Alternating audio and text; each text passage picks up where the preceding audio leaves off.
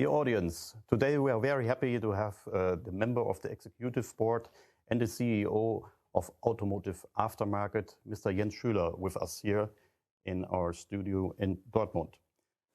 Heartily welcome. Thank you very much, Marcus. Pleasure to be here. Thank you. First of all, thank you very much for this nice gift, this sports jacket. And I'm very happy also that you have brought an XL version, because you know, some of us have from time to time some troubles with the weight. Marcus, let's not discuss size, but the jacket is a motorsports jacket from Schaeffler. Okay. As you know, we are in motorsports, particular in these days in DTM. And I mean, when you now have the jacket, and if you have the time to join a DTM race, let's do that together, and let's fuel up at the racetrack and see some cars racing. That would be a very big pleasure for me, because some guys who know me a little bit better than you in private life, they call me petrolhead for this reason. Got it. I would be very happy to join you there. Absolutely. Please. Absolutely. Okay. Today we have mainly 3 blocks that we're going to discuss with the questions: market environment, it's the relevance of e-mobility, and sustainability. When we are looking at the figures of the automotive industry in Germany, to what extent is the aftermarket affected by the current changes in the industry? And what does the end of the combustion engine mean for the aftermarket? Marcus, thank you for the question. It's a lengthy one, but maybe in my answer I can focus on Germany, but technically it's, I want to say, we can enlarge the scope and discuss Western Europe in that context of, how are the markets developing and what impact does e-mobility have to our markets. And specifically, I mean, the market at this point is, from our perspective, purely driven by politics and by the push towards e-mobility in order to reduce the CO2 footprint of the environment, of the fleet, of the automotive environment. And we do see that there is clearly a trend towards e-mobility. And we want to say, specifically for Europe, Western Europe, more Western Europe than Eastern Europe. And we do have our scenarios, and the industry has scenarios, but in terms of new car sales, there's a clear trend to, the majority will be full electric driven. There will be a good share still of hybrid cars in the market. And in 2030, we think only 20, maybe less % of the cars, of the new car sales, will be combustion engine driven. Okay. The car park changes at a certain pace, much slower than new car sales. But we believe that Germany, and you see it, by the way, I mean, around us, there are more license plates with an E, indicating that that's an e-car, hybrid car, electric car.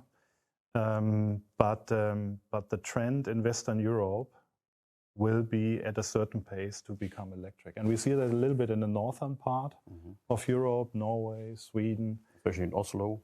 Yeah. Oslo, I mean, those are the countries with the highest share of electric cars, but that will come into Western Europe, and maybe that car park changes relatively quickly. Eastern Europe, we don't see it too much. And if you go above and beyond Europe, story, yeah. It's a different story. What is on the one side a positive story for us as an industry, I want to say, because the transformation speed reduces a little bit once you go outside Europe. On the other side, to get prepared for that transformance or the transformation in Europe and then in the globe has some challenges, because you have these different speeds and these different developments. Okay.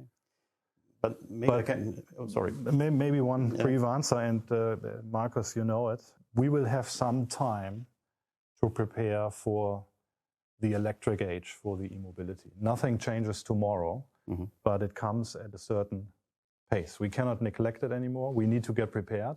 That's clear. But no worries, there's enough car park. And we are looking carefully to Euro 7 discussions, how that will change. The emission regulation and what does that due to the car park. Yeah, right. But at this point, I want to say, there's a good time until 2030 where the majority will be internal combustion driven, even in Europe in that environment. But within this regard, what do you think? Is there a certain kind of chance for e-fuels or hydrogen solutions so that we can say to our audience that a combustion engine going to stay a little bit longer on the market? What do you think about e-fuels or some other alternatives which are coming up right now? I mean, there are all kind of opinions around the table. What should be the right technology for the future? If you ask me for my personal opinion, Marcus, I want to say the better solution would be if we have various technologies in the environment, right? I mean, there are obviously challenges in terms of full electric vehicles. Where are all the batteries coming from? Is that sustainable at the end of the day? I think electric driving is a fantastic experience, but still the technology has challenges that need to be overcome and potentially will not be overcome because we're lacking of resources at the end of the day to equip every car with a battery. So then you relatively quickly come to e-fuels, what I think also from a technology perspective, you work towards H2O and then build an e-fuel out of that. It's kind of CO2 neutral because you also take the CO2 out of the environment to build that e-fuel. But you have a little bit the disadvantage that at the place where you use the car, you have CO2 emissions again. At the end, it's neutral, but at the place of usage, But I would say e-fuels can be an option. And hydrogen, I think that's also an option. Hydrogen is an option. We're looking carefully into that also for more the CV side of the business. But we also have Schaeffler has a joint venture called InnoPlate, where we are currently working or producing mass production in bipolar plates for the hydrogen stacks. What is a great business for us, just set up. But we believe also in hydrogen technology going forward. Good to know, because from my private perspective, I think we have to offer also solutions for the guys living on the countryside. I have no doubt that electricity is going to be, or e-mobility, a good solution for urban spaces and so on, for the inner city and so on. But we have to think about the people who have living in the countryside, and it's today the majority if we talk about Europe, in each country. And so we have not to create troubles to the market with a monopolistic sense of thinking coming out from our politicians in Brussels. And therefore, thank you for the comment that we have to stay open for new technologies also. That variety could offer, potential for repair business, right? It's not only one technology.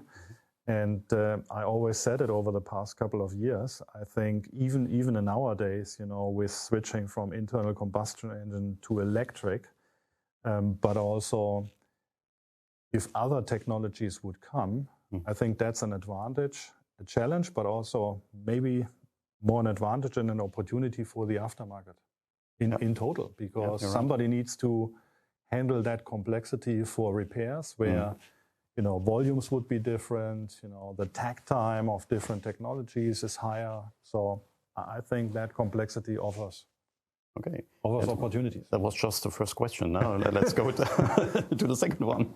Sorry. No, it's pretty cool to get these kind of exchange. So it's also for our audience extremely important to get the point of view from your side and from the Schaeffler company.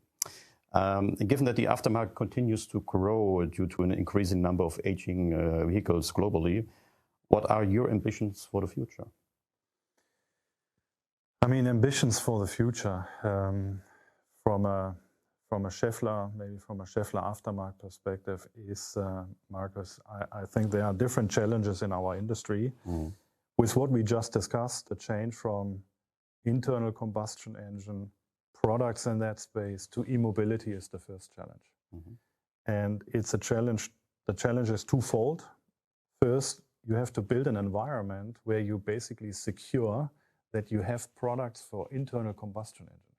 Because in whatever company you look at these days, everybody is so focused on e-mobility in terms of ramping up their business. And you could almost say nobody's looking at the heritage business and the traditional business. Yeah. So one of the challenge in the industry and also for our company is to develop an environment from a pure production perspective to be able to supply Schaeffler quality produced product to the aftermarket. First thing. And as volumes at some point will change in the OE business, it's a completely different calculation for the production of aftermarket parts for the traditional space. On the other side, you need to ramp up e-mobility products. And in that case, we have to be a little bit careful because the technology is very young, the car park is very young. You develop something, everybody thinks, well, tomorrow we're selling that stuff. And I'm always saying, well, no, we want to bring it to market. It is here. Somebody looks at it. Automechanica was great for us. There was a customer who said, finally, with our e-axle repair, you demystify the e-axle repair. You actually can do the repair. But you have to take care of that side of the business as well. You bring new products to market.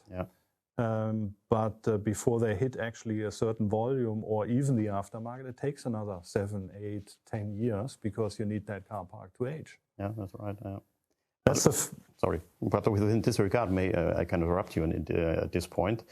Do you think that the current situation that we have faced globally with a pandemic situation, a shortcut of deliveries and so on, that there might be a change also in the sourcing perspective? That means that Schaeffler is looking forward also to bring a certain kind of productions for the automotive aftermarket back to the point of sales.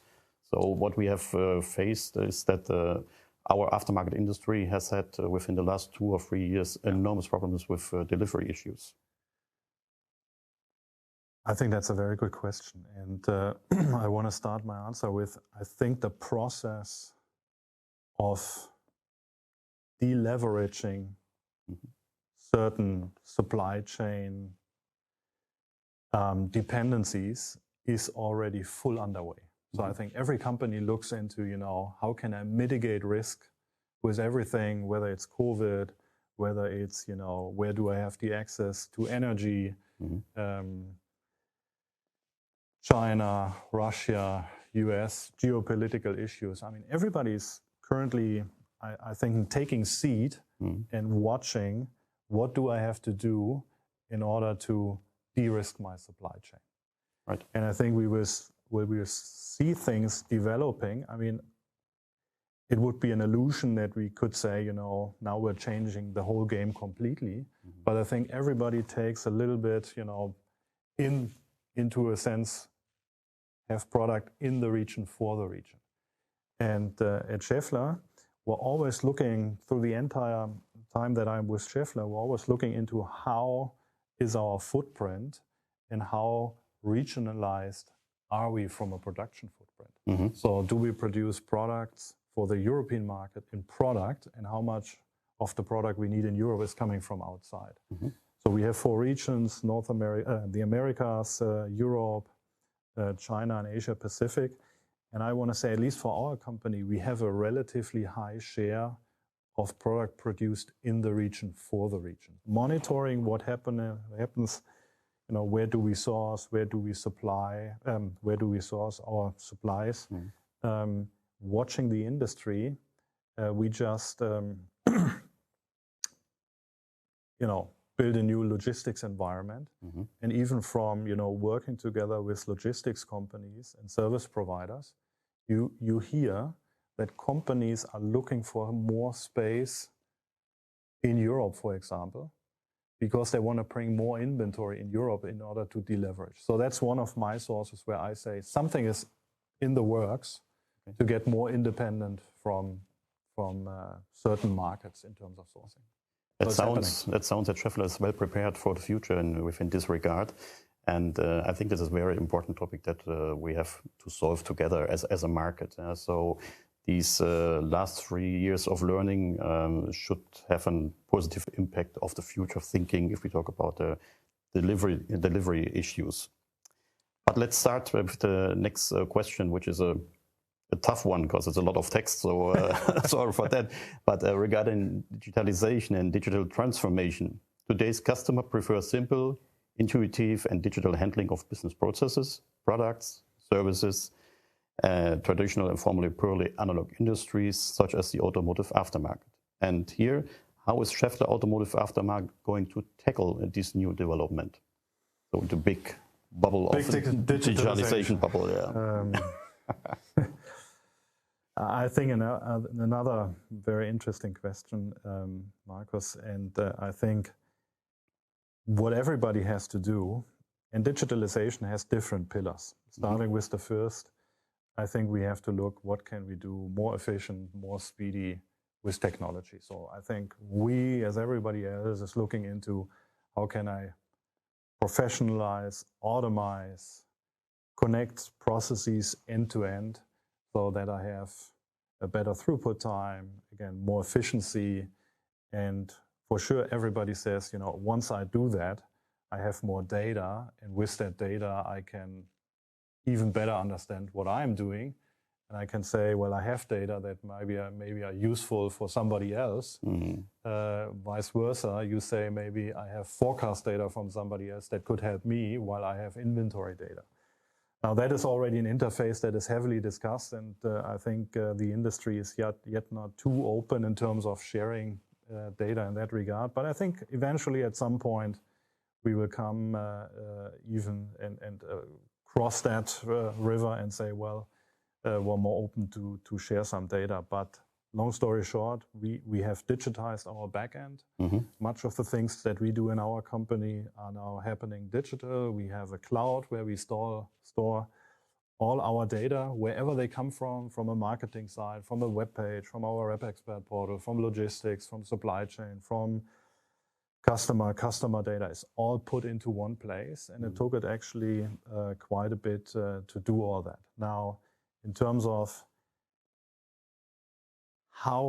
what is the new requirement from a customer perspective? And there is B2B business in our case, and then, you know, people are coming in from a B2C environment and say, you know, end consumers like me, I say, well, if I call Schaeffler, nobody should ask me for my name, because if you see my number, you should say, hi, Jens, you know, right. How are you? Right? As we have done this morning. So there's an influx of behavior into our B2B business because we are getting so used to all that convenience that is happening around us. And that's maybe the second phase where, you know, we as a company, we as an industry have to start and think, you know, how can we then further interact with our customers? I see.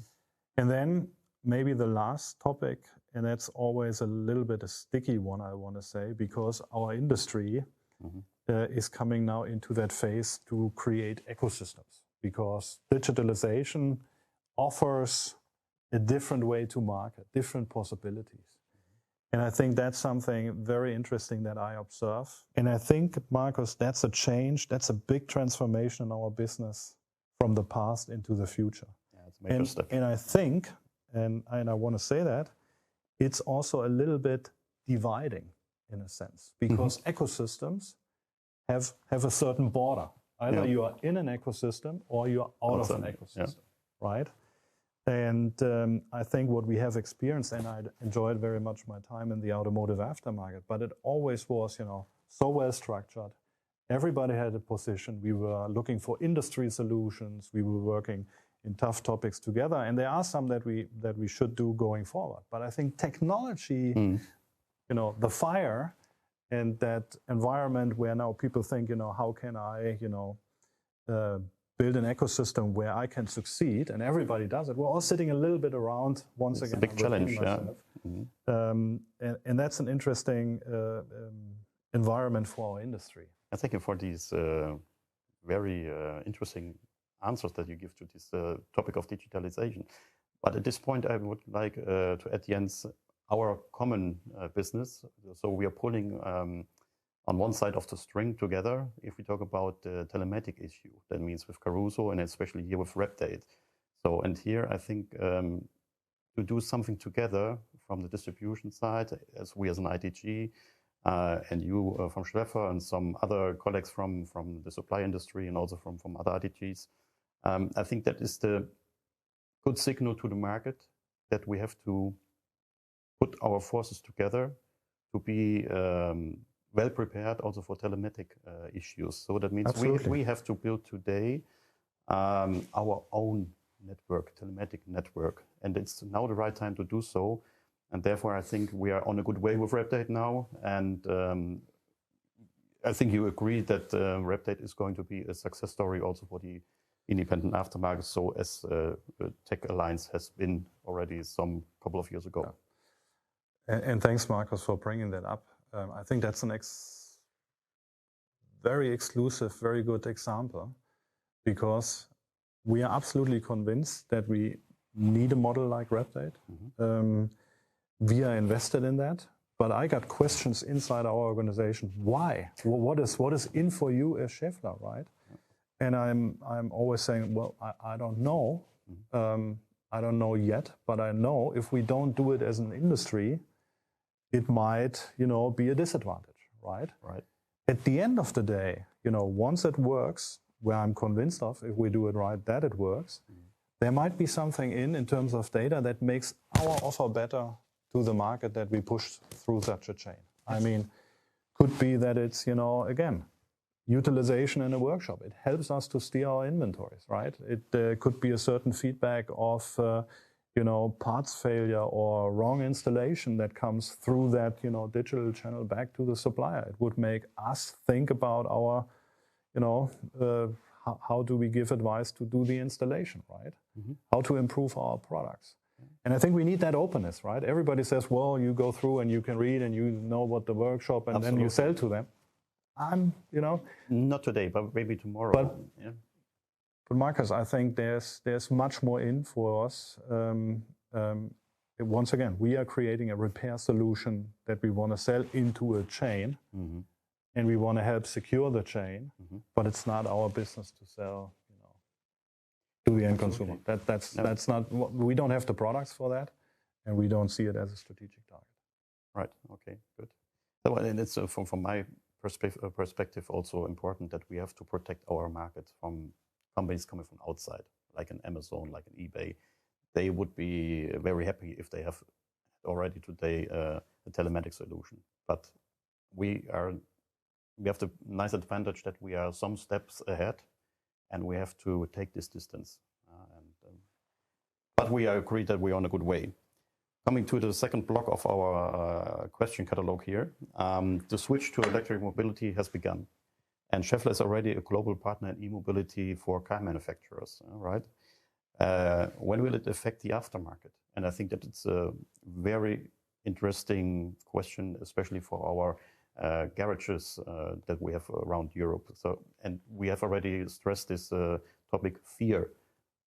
I don't think that they have fear, and I think that they have not to have fear. What do you would like to give them? Well, I think the answer to that is we all have to get prepared right now. I think we have to manage expectations, but specifically a workshop who is, the first contact for a car driver to get a problem solved. I think we need to work into that direction, that the workshop says, well, I have an offer. I have a way to at least help you, whether it's me doing the job or somebody else. The best should that, the garage where the car comes should do the job. But I think that's something where, at least with our offers, want to help prepare the garage to take the first, again, complaints or malfunctions in a car. That's when somebody comes, I have a solution to that.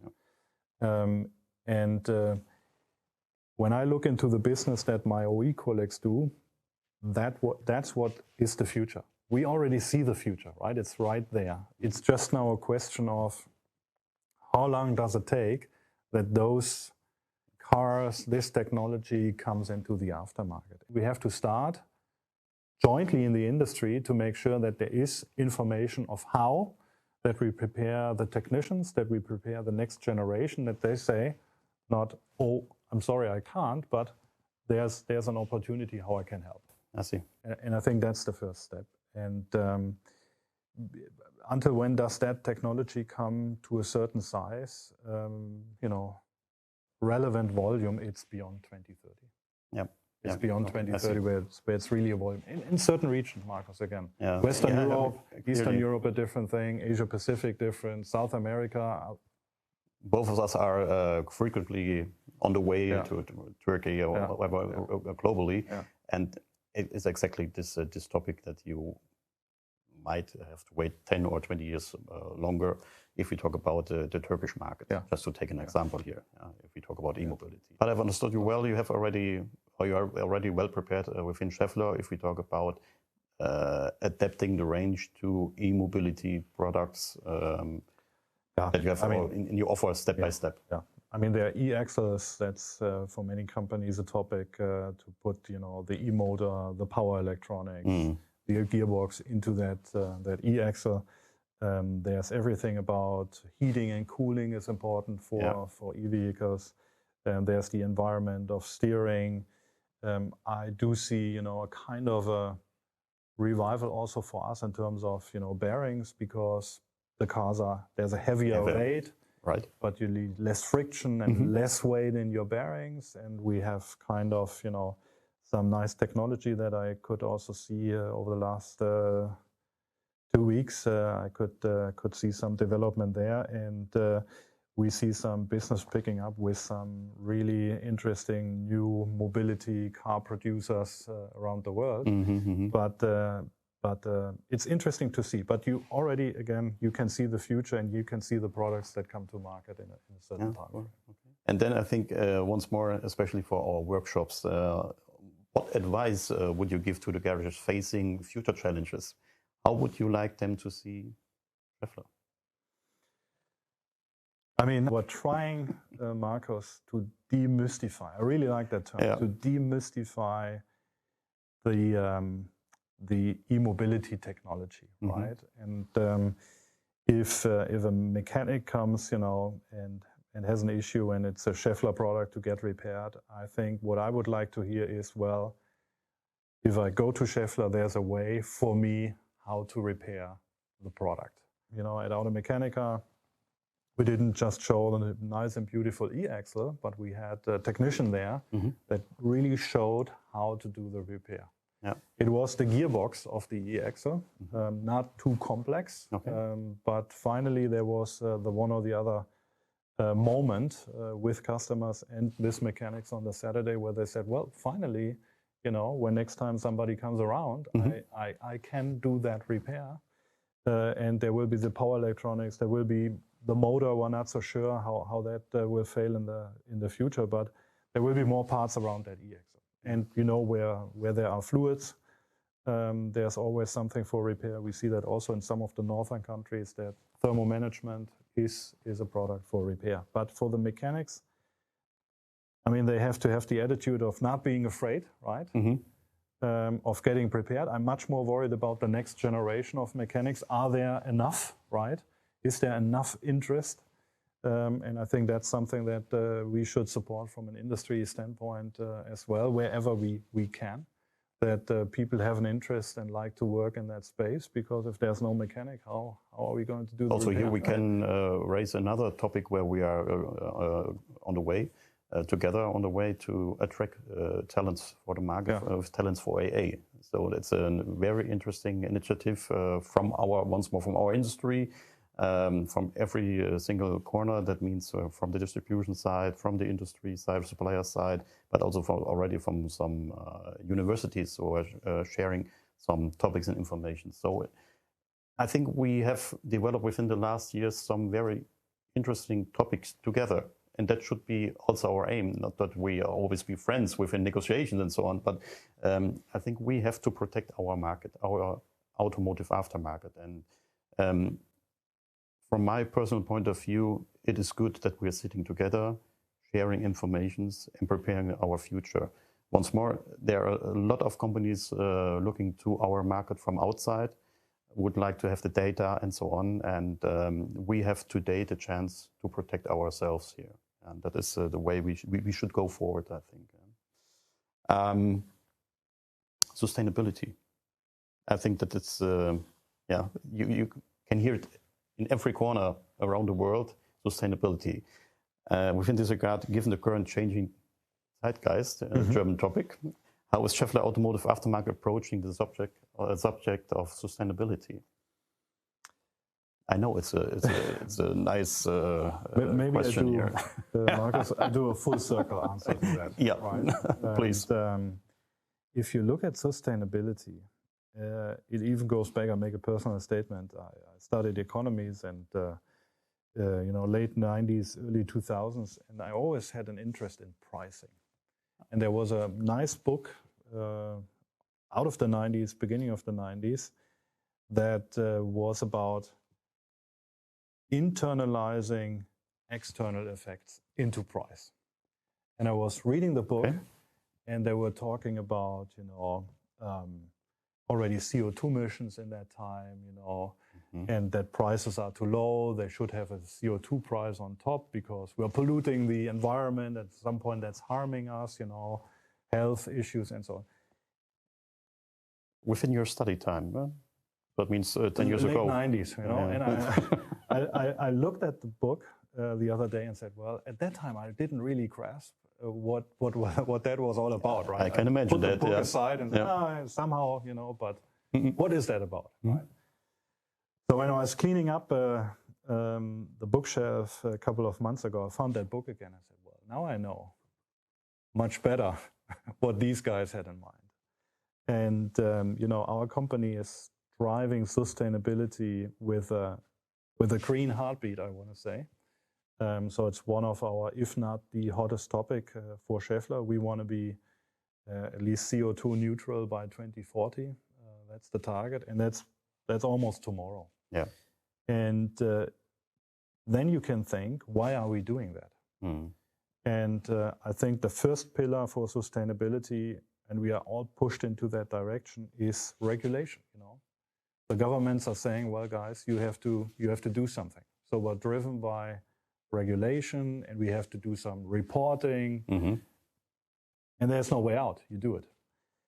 The second pillar is the financial market comes and says, well, if I invest, BlackRock was one of the first. Right. He always writes these nice letters once a year and said, well, I'm going to shift and I put my money into green investments. So the capital market puts an additional pressure to companies getting greener. And the third pillar that is not yet really in the game is, how's the customer reacting to it? What is your request to a green product, to a CO2 neutral product in the future? And maybe the fourth, and that is, going through the last 12 months, 18 months of, sustainability discussions, at some point, when you see everything that is happening around us, you ask yourself, what am I telling my kids at some point? So I have two daughters, 6 and 13 years old, and I feel obliged to do something. I mean, we are really at the point where, from a very personal perspective, I have to stand up and do something different. I have to support keeping that world in a shape where also, future generations can live in.